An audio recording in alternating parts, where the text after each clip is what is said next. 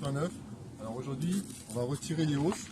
Alors c'est des hausses qui sont à moitié pleines, hein, mais on va les enlever pour qu'ils stockent le restant dans le corps, le restant du miel et du pollen dans le corps pour l'hivernage. Donc on va les enlever. Alors j'ai mis les chasses abeilles hier.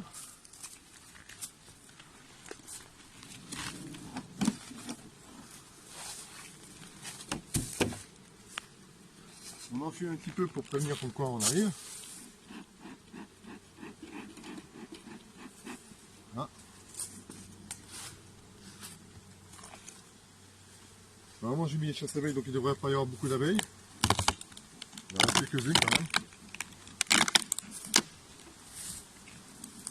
Là c'est seulement pour enlever les hauts centraux.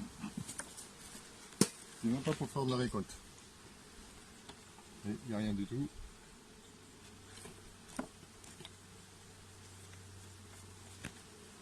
Voilà.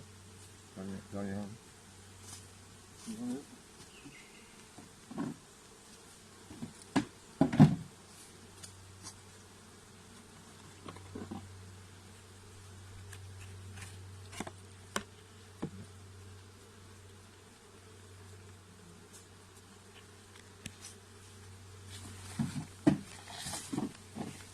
Alors c'est ça, c'est pour pas qu'elle stocke pour rien. Ça c'était des cadres de cire que j'avais, enfin c'était des cadres qu'on avait mis pour canèche.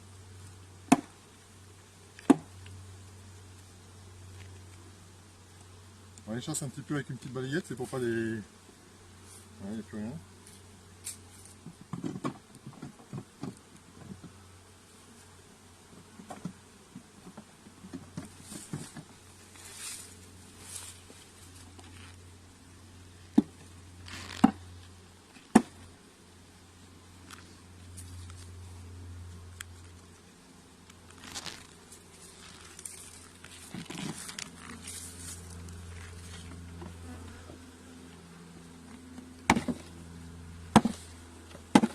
On va fumer un petit peu pour pas qu'elle soit trop excitée. Voilà.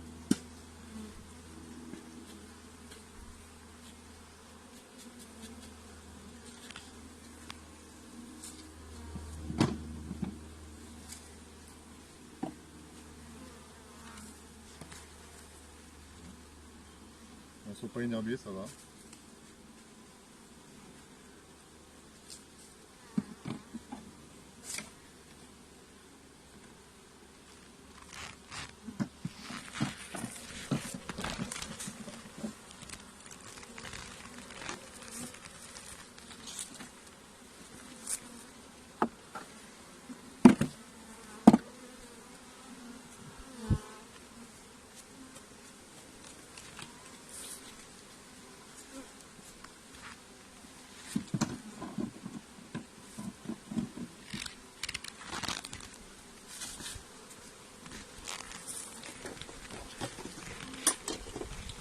Un petit peu dur.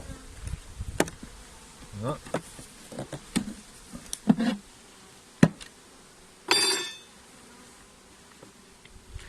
Et comme vous voyez, il n'y a pas de miel, il n'y a rien. Il n'y a rien du tout. Donc c'est seulement pour nettoyer les... Là, pour l'année prochaine, pour le printemps, vous voyez, tout est prêt. Ça s'appelle des cadres bâtis. C'est-à-dire qu'on met une feuille de cire, et dedans après ils vont bâtir, vous voyez, si vous voyez bien à travers avec les lumières. Ça c'est bâti, il n'y a plus qu'à remplir de miel et de perculer. Voilà.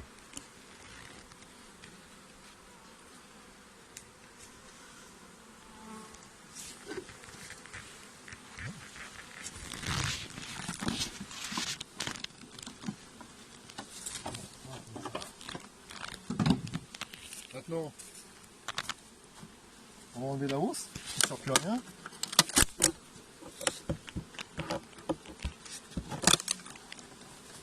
Hein, on met un petit coup pour pas qu'elle soit trop énervée.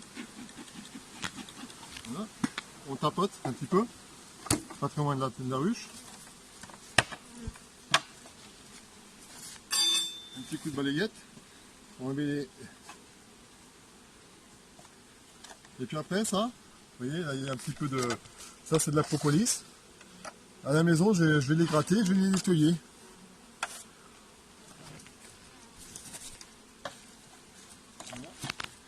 Là, il y a le chasse-abeille. Donc, on va enlever le chasse-abeille. On va enfiler un petit peu.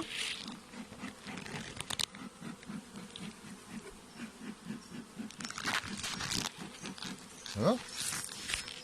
Donc, on n'a plus besoin de la grille à reine parce qu'il n'y aura plus de hausse. Donc, on va enlever la grille à reine. La grille à reine, ça sert à empêcher la reine de monter dans les hausses pour pondre dans les cadres de miel. Comme ça, c'est...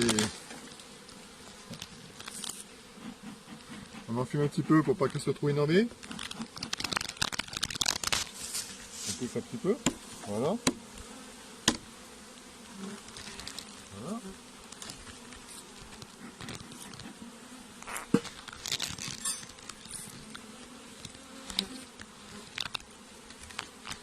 On va taper pour faire tomber les abeilles dans le... Voilà. Un petit coup de balayette. Mets-toi pas devant, mets-toi un petit peu sur le côté pour qu'on évite de se mettre devant les... Ouais. Je suis avec Lucas. Lucas, c'est sa première journée devant les abeilles. Donc, alors, je lui ai dit comme quoi il faut éviter de se mettre devant l'entrée de la ruche. C'est pour éviter qu'elle soit énervée. Voilà. Donc là, vous voyez, là c'est bon, on a fini la mêlée. Là, on va les laisser. Tout le miel qu'ils m'ont ramené, ça sera pour le stockage.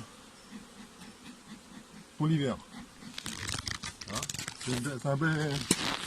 C'est une belle ruche, si vous voulez voir. Alors, on va voir les réserves de miel, s'il y en a. Là, c'est les réserves de miel.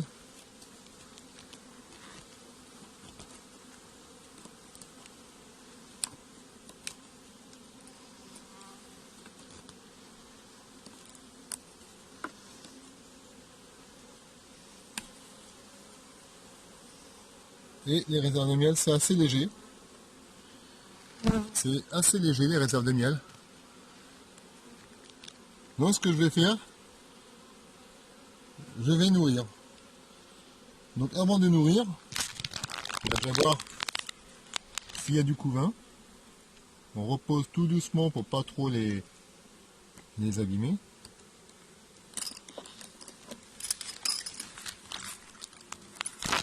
On va enfiler un petit peu pour qu'elle rentre.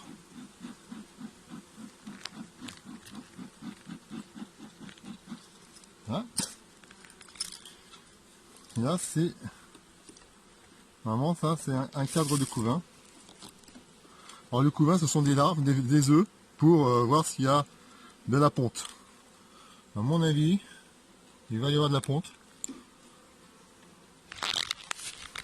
Voilà. Voilà. Ce que vous voyez là, toutes ces petites rebouchées là, ce sont des futures abeilles qui sont dedans. Ça s'appelle du couvain, ce sont des larves d'abeilles. Et là aussi. Peut-être au soleil, peut-être. Vous voyez. Alors là, c'est une bonne petite ruche, à peu près 50 000 abeilles à peu près. Voilà, on rentre tout doucement pour pas les abîmer en cas qu'il y a l'arrêt. Alors ce que je vais faire, on va mettre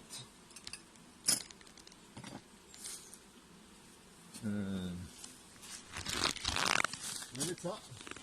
Ça c'est bien plus bas. Parce que les abeilles, elles ont souvent une maladie, enfin une maladie, un parasite, ça s'appelle le varroa. Alors tout apiculteur connaît, hein.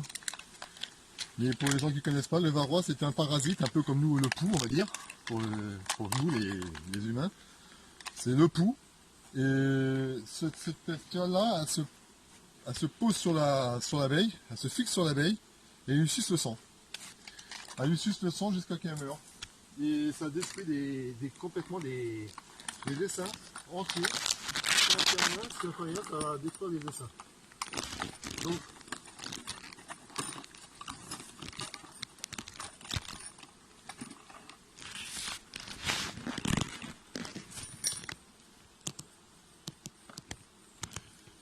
moi ce que je fais, oui.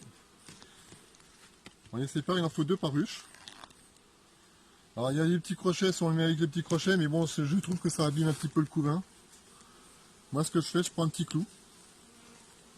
Le petit clou, je le mets à l'intérieur. Comme ça. 1, 2, 3, 4. On en met 1, 2, 3, 4. On va en mettre un ici. Dans le couvain. Vous voyez bien comment je fais. Hop. Voilà, dans le couvain. Et l'autre aussi, dans le couvain aussi. Comme ça, les abeilles, quand elles vont passer dessus, elles vont se mettre le produit qu'il y a dessus. Ça va détruire le fameux parasite. 1, 2, 3, et on va le mettre ici, celui-là. On met tout doucement, et ça va rentrer tout seul. Regardez. Les abeilles vont le faire rentrer tout seul. Voilà, hop là. On fait attention qu'il n'y ait pas une qui est coincée. Voilà, donc là, j'ai mis les linguettes à pivot. Je vous ai dit comme quoi c'était léger, en réserve. Donc moi ce que je vais faire, je fais ça un petit coup, j'en pousse les abeilles, qu'elles rentrent un petit peu. Voilà, on va chasser les abeilles. Hop, celle-là elle est un petit peu abîmée, voilà. On fait très attention de ne pas les écraser surtout. Voilà. Je mets une petite feuille de plastique comme ça. C'est pour pas qu'elle remonte. Ensuite, voilà.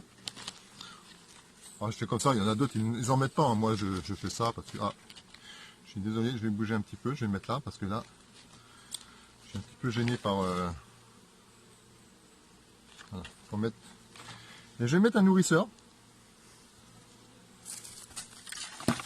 Un nourrisseur. Voilà, je mets ce nourrisseur ici. Et on va voir, faut pas que ça déborde de trop non plus. Là, vous avez des trous. J'ai fait des trous sur mon plastique. Hop là, je le mets là. Et comme ça. Je vais mettre ça là. Ça, c'est sans des capuchons, c'est pour pas qu'ils viennent se noyer. Ici, j'ai pas mis de porte. Ici, j'ai mis des portes. Donc ici, je vais mettre du sirop. Je vais mettre du sirop. Alors, je vais voir, parce que normalement, le sirop, ça va. Il y a déjà des guêpes qui viennent. Regarde. Donc le sirop passe de ce côté-là. Donc, je vais mettre là. Voilà, comme ça. Comme ça, le sirop va couler au niveau de la porte. Voilà. Donc, je mets du sirop.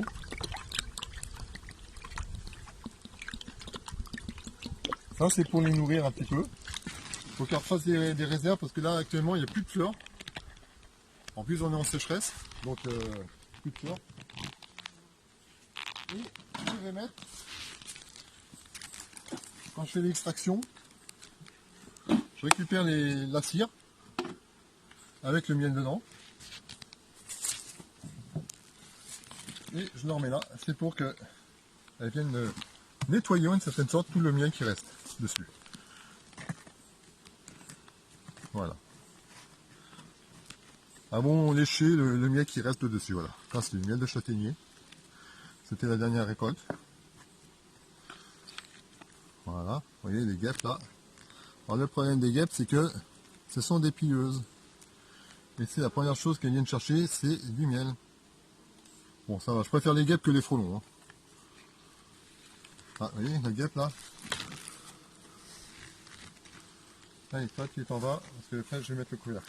Alors après, quand ça c'est fini,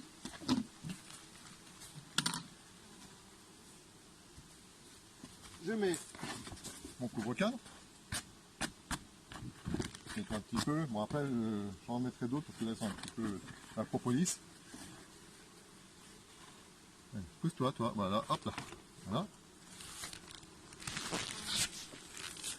Je mets l'isolant. L'isolant, voilà. Le couvercle. Ah voilà, je vous ai fait voir comment on faisait. On enlève les dernières hausses, c'était des hausses de léchage, pour lécher le miel qui restait dedans. Après on a mis les languettes à pivot, c'est pour le fameux parasite.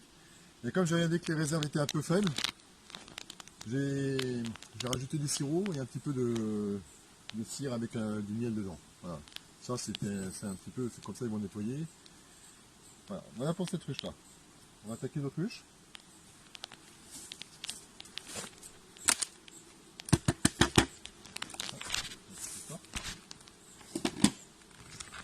On va attaquer notre ruche. L'autre ruche, pas l'autruche.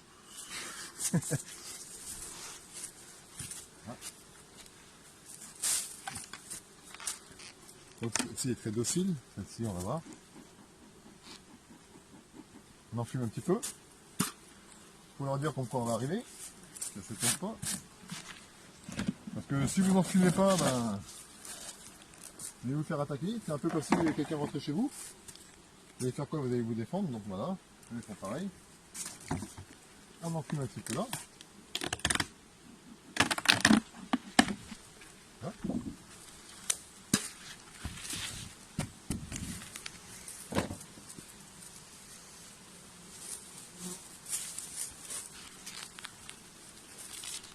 Alors pareil, là on regarde s'il n'y a pas de stockage. Hein. Il n'y a pratiquement rien. Hein. Vous voyez, il n'y a pas de stockage. J'ai mis un petit peu, ça pèse à peu près, il y a quoi? Il y a 500 grammes, pas plus. Et ça.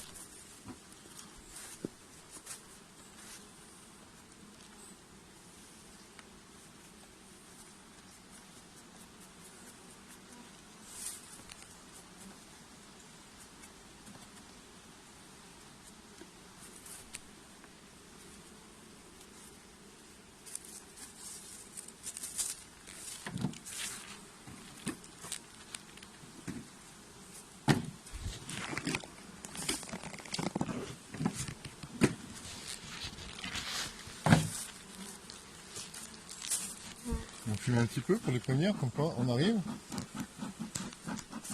Hein, je vais mettre sur le côté. Hein. Alors, attends, je vais pousser ça parce que je ne vais pas continuer. C'est pas ça que je continue. Voilà, donc vous voyez là, regardez. Il n'y a rien. Hein. Et ça c'était une... Il n'y avait rien dessus, il n'y avait même pas de cire.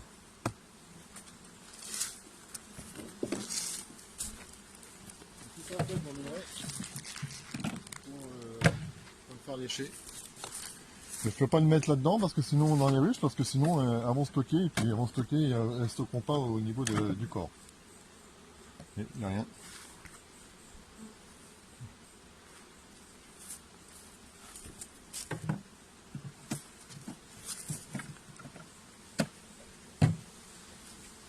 Ouais, si tu veux, on peut arrêter hein, si tu veux. Sinon on fait en vitesse. Ah là il y a un tout petit peu de stockage, hein. Mais je ne vais pas les laisser stocker dedans.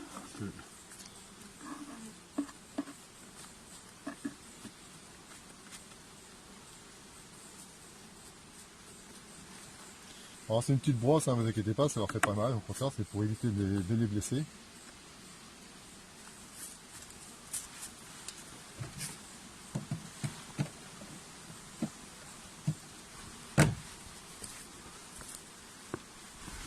Alors ça te fait